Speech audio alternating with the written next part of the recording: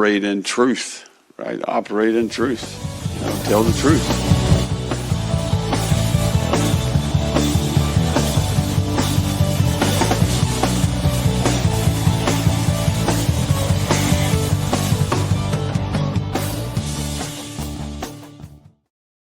Hello, everybody, and welcome back to Gator Truth.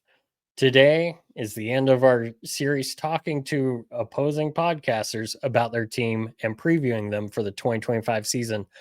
Joining us today is my good friend Jesse from the Plant the Spear podcast, here to talk about rival Florida State. How are you doing today, Jesse?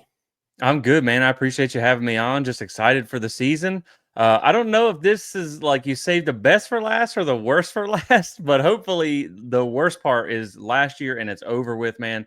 As bad as last year was, I'm just excited to like turn the page, and that all starts with this season, right? You get a chance to kind of go bury last year. So, man, just excited to talk Florida State and with you. And man, I appreciate you having me on. Oh, always enjoyed talking to you, my friend. So I guess let's go ahead. Let's pop right in it. First off, let's start about talking about this new look offense with new offensive coordinator Gus Malzahn. If you could go ahead and tell me what you kind of have heard or seen with this, I guess you could say, new style offense with a lot of new personnel. Yeah, so when you talk about the offense here, I think the first place you start is with the guy calling the plays himself, and that's Gus Malzahn, right? The guy's got a ton of experience. He's won a national championship as a coordinator. He set records as a coordinator in his days with Tulsa. He obviously coached a team to a national championship that they lost that game. He's got, a boatload of experience. You can't ask for a guy who's been doing it longer and maybe got more accolades. But the question with Gus is that success is in the rearview mirror. And so can he kind of rekindle that? That's going to be the big question. Now, what's interesting, I think, for me is the transition from head coach to offensive coordinator. There's been some stuff that's come out recently about, just he wasn't happy at UCF. There were some things that kind of hamstrung them with transitioning to the Big 12, not getting a full share, not really having NIL and stuff like that. So I do think as just a coach in general, he's going to be better in this role because he can just focus on one thing. And with Gus, obviously, you're getting kind of a smash mouth spread. That's a little tough to say type of offense there.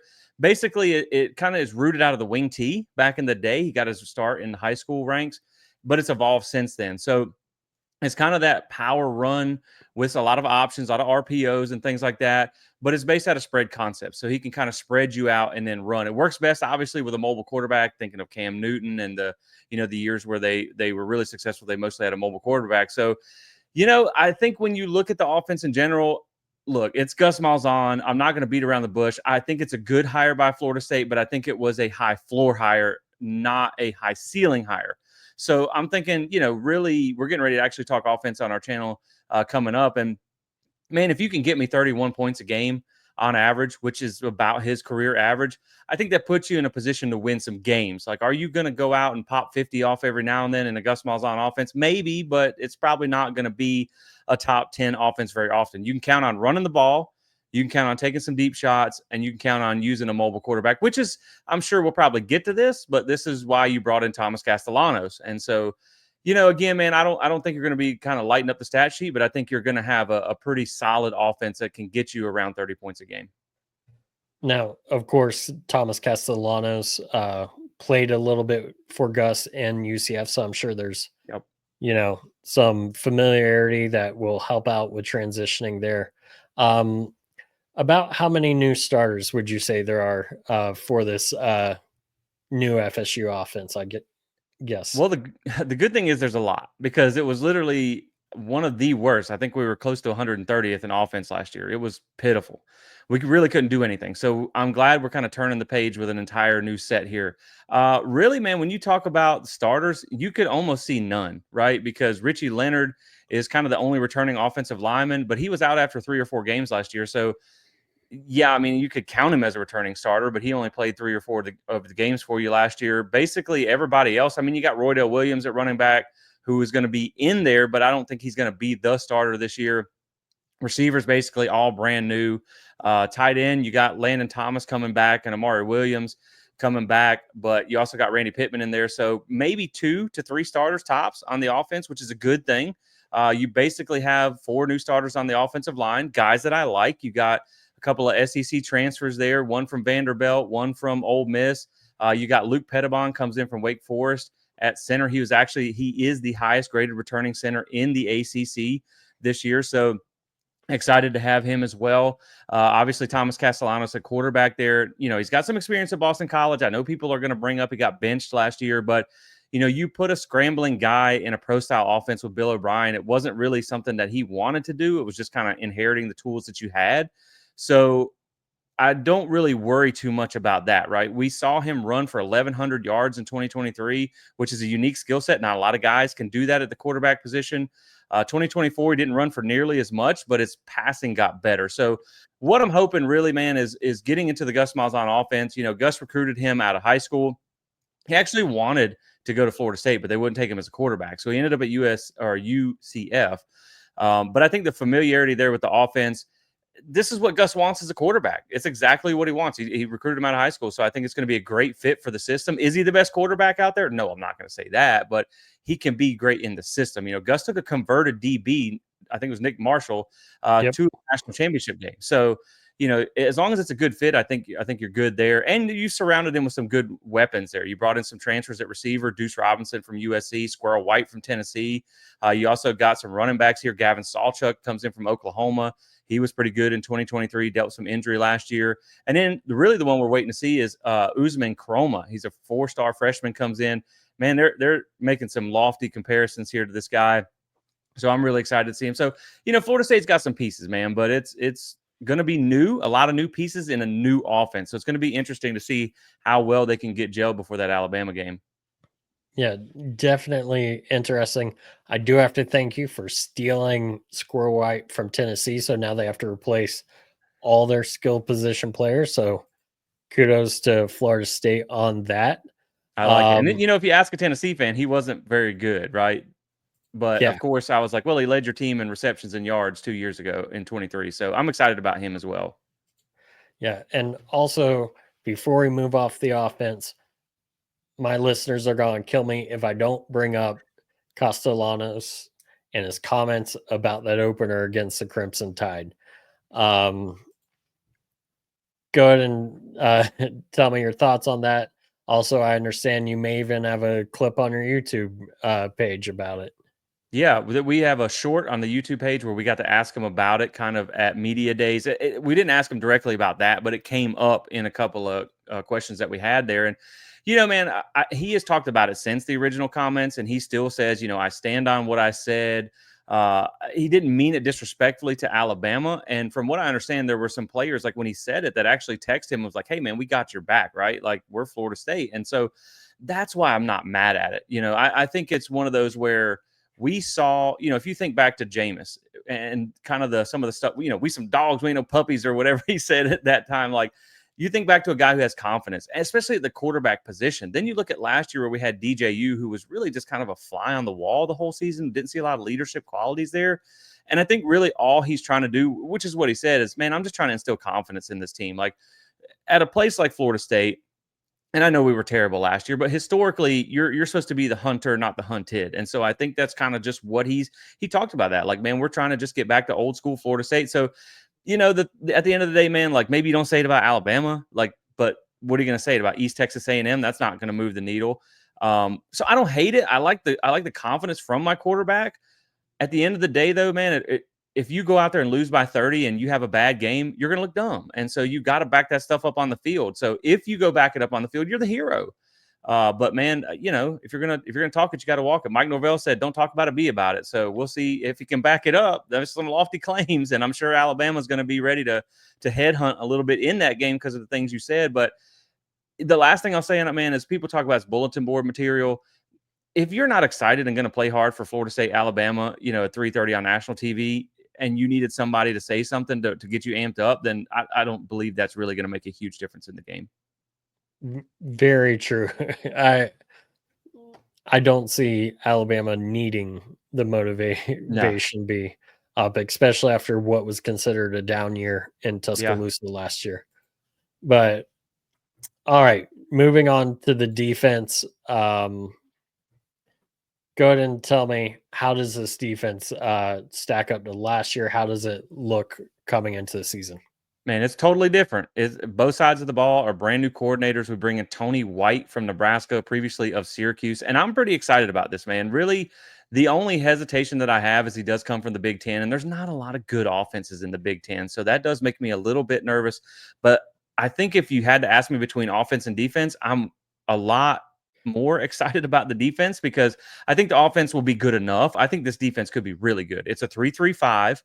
He is multiple. You will see, obviously, 4 down. You will see a bear front where they walk some guys up on the line. It's very multiple defense. I actually asked Thomas Castellanos about this. I said, hey, you go against them every day in practice. What about this defense would you see? And he says, man, it's one of the toughest defenses that I've ever had to go against just because it's so multiple and they can do so many things out of their base set. And so I'm really excited about it. He's had 2 top 20 defenses the last 2 years. They are really, really good at stopping the run. I think it's been 2 top 10 run defenses at Nebraska. Actually, crazy stat. They didn't give up 1 rushing touchdown inside Memorial Stadium last year for the first time since like 1939. So I'm pretty sure we're going to give up 1 to Alabama in game 1. But it's just, I'm excited about this defense. And not only that, you bring in a lot of new pieces too. I'm thinking there's, just going through my head, probably about 2, maybe 3 starters, depending on how linebacker goes, that's going to return here. You bring in James Williams from Nebraska, followed them over defensive end. He was a package player for them last year, so he was not a full-time starter. But when you break it down by body of work, he was the '1 player in pass rush productivity per PFF last year. You got Darrell Jackson as your nose tackle, your centerpiece there. Man, this guy, I mean, he's 6'6", 350. Like, he could be a dude for you if he plays consistently. That's been his biggest problem. The other defensive end is a little bit of a question mark. We got Jason Jenkins in from Tennessee. He's been dealing with some injuries, supposed to be back soon. A couple of other transfers there. At linebacker, we did bring in Elijah Herring. He was Memphis's leading tackler last year, then Tennessee's leading tackler the year before that.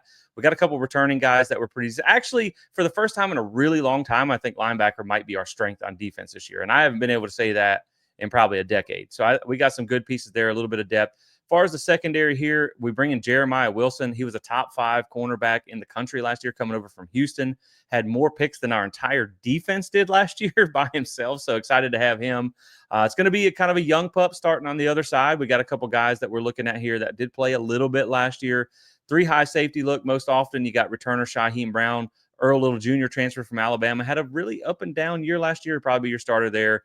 And then maybe another younger new guy in the back end there. So a lot of talent on the backside of the defense. It's just kind of not a lot of experience there. You only got 2 experienced guys, but I think this defense is going to be fun to watch. It's going to be the one thing about Tony White I will say is he typically, from what I've heard, is he gets the most out of his players. They play really hard and they tackle really, really well, and that is something that, frankly, last year was our biggest problem. It's not that the defense was terrible, but the offense was so bad. Eventually, they just quit, or the tackling was so poor. So I think you improve those 2 things with a new defensive scheme, man. I'm pretty excited about it. Okay, and I've got to ask just to be sure. I know you said defensively top unit, the linebackers. Just to clarify, are you saying the defensive backs might be the weakest, at least for now, position of this defense? I would actually say maybe it's hard because I think it's probably the defensive line, really. On the back end, the thing is, Shaheem Brown was really good in 23, did not have a good season in 2024.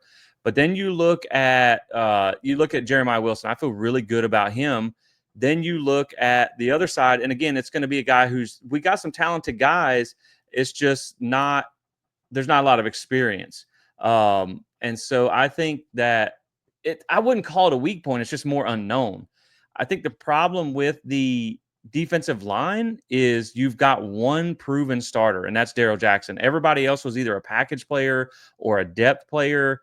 I don't really love the depth at defensive tackle. We don't have a ton of them on the roster, and really only about 1 or 2 with experience. So I would say right now the defensive line probably has a higher potential ceiling, but probably a lower floor. Okay, perfect. Now let's transition a little bit to the 2025 schedule for you guys. I know we talked a little bit about Alabama coming to call week 1, so we can skip down. You've got, following Bama, you got East Texas A&M, taking the week off before a visit from the mighty Kent State Golden Flashes, followed by a trip to Virginia, and then we land on October 4th, a big Saturday. Florida hosts Texas A&M, and Florida State hosts Miami. How is that looking? Just we're here at the start of fall camp.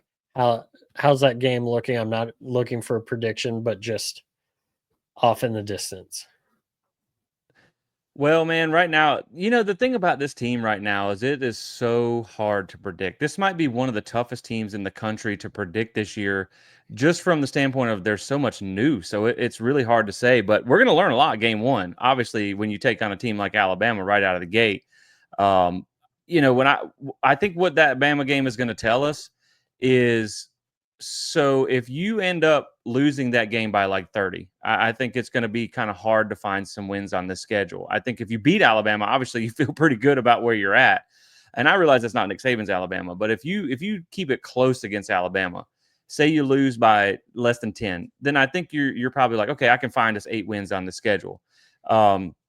So then obviously we got and really when you talk about our schedule in general, you have the big 4 for us, right? You have Alabama, you have Miami, you have Clemson, and you have Florida. Those are the big 4. Those are the ones that chances are we're not going to be favored in.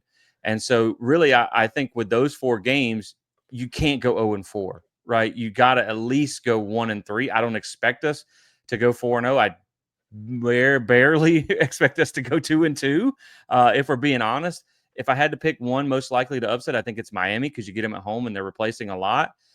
Obviously, going into the Swamp is tough. And you got DJ Lagway, a good quarterback there. I think we'll know a ton about Florida, by then. But, man, I just think those are the big games that were really circled on the calendar. And then that Miami one is important too because, there's really a lot. Because, like you said, man, when you talk about East Texas A&M and Kent State, you're not moving the needle in either one of those games. So I think the Virginia game is a must win. Like you can't afford to come out of Miami 2-3. You have to start winning some games early on. But I will say this, that schedule that we had last year was sneaky hard. Like every team on there was pretty decent. They were at least a bowl team other than the FCS team that we played. This year you have a lot more. You got the tough games, but then you have some easier games. So really I can see Florida State winning some games this year. I think it's going to be a turnaround season. It's just, what does that look like, right? And it's so hard to predict when there's, 16, 18 new starters and 2 new coordinators, 2 new systems. Man, it's tough to call this year. Yeah, and I've got to say, and I wasn't going to ask about this game, but it is interesting. You have a Pac-12 after dark matchup. Gosh. On October 18th at Stanford. I just find that a little bit amusing. You have 2 Friday night games. Funny enough, both are on the road. But I guess the last question, because you did kind of talk about Clemson and Florida, man, I'm not going to say this is a murderer's row like, Florida has going LSU, Miami. Granted, there's a bye, but then Texas A&M. But I still think for a team coming off of a 2-10 season, this is quite difficult. A Wake Forest team that's been up and down, and at times FSU has struggled in somewhat recent memory. Then you go to Clemson, you host a scrappy Virginia Tech team, then you go to Carter Finley and that's NC a snake State. pit for us too. Yep, I know that. And then somehow, now luckily that's one of your Friday games, give you an extra day of rest before coming to the Swamp to end the season. But that is Florida ends up this year with, as hard as the schedule can be, our final 2 games are 2 rivalry games in Tennessee and Florida State. Both are at home. You've kind of got that with the NC State game that seems to, I don't know if you consider them a rival, but they seem to be one of those teams that seem to snake bite you from time to time, like you talked it being a snake pit. And that's on the road, followed by a trip to Florida. How, I guess, and then, of course, 2 weeks before NC State, you've got Clemson. How'd you guys end up with kind of a more murders row to end the season?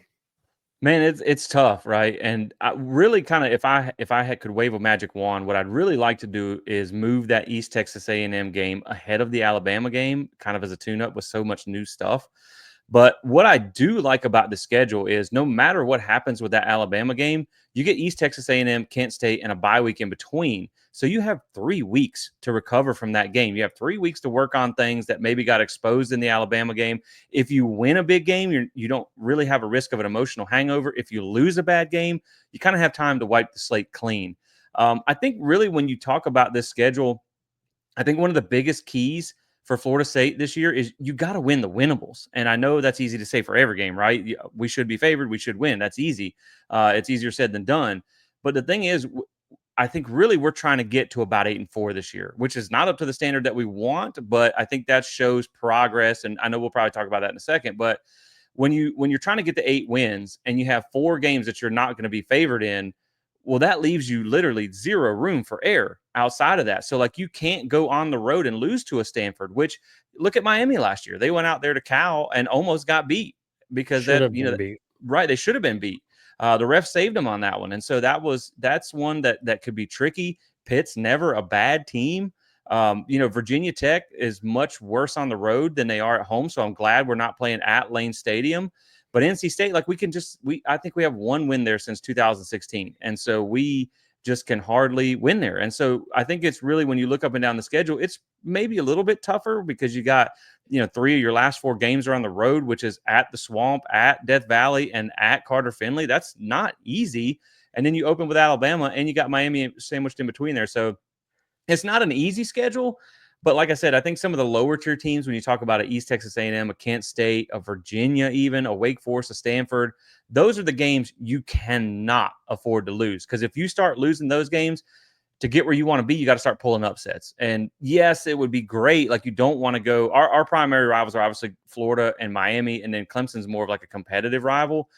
You really don't want to go 0-3 against those teams, plus 0-4 against Alabama. That's just not going to be good. But depending on what the record looks like, it can look different, right? 8-4 can look decent. 8-4 can look terrible if you get blown out in those 4 games. So yep. I think it has to look good too, right? You got to win the winnables, and you just can't get blown out in some of these big games.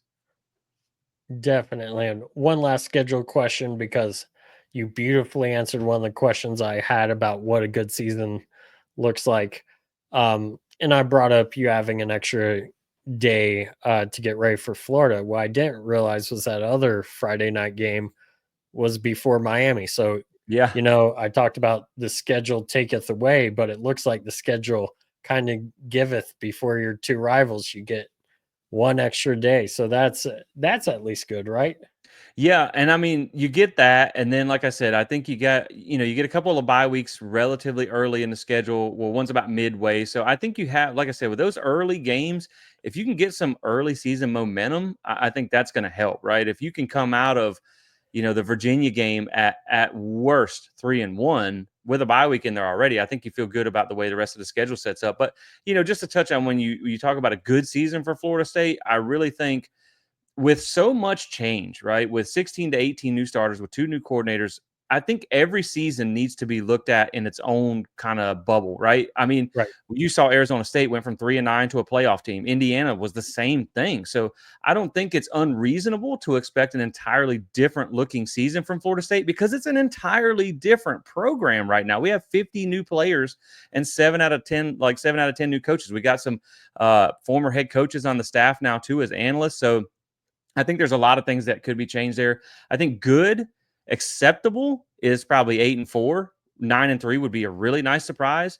I think this team, one of the things I'll say is, typically when you come into a season, you're probably like, okay, well, we're within about 2 wins, right? We're probably going to win 9 to 11 games. This year, I could see Florida State going anywhere from 4-8 to 9-3. So it's so hard to call right now. But I think for us as fans, I think we really just want one way or the other. Like, give me 8-4 or give me 4-8 and let's fire everybody and move on. And I know that buyout's a real deal and you'd have to buy out the new staff and bring in another staff, but we haven't even had one mid-season yet. Like, it's either been up or down with Mike Norvell. And so hopefully this one's up.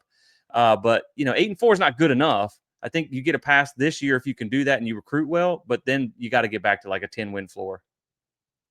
Sounds good. Well, before we get out of here, Jesse, once again, where can everyone find your work?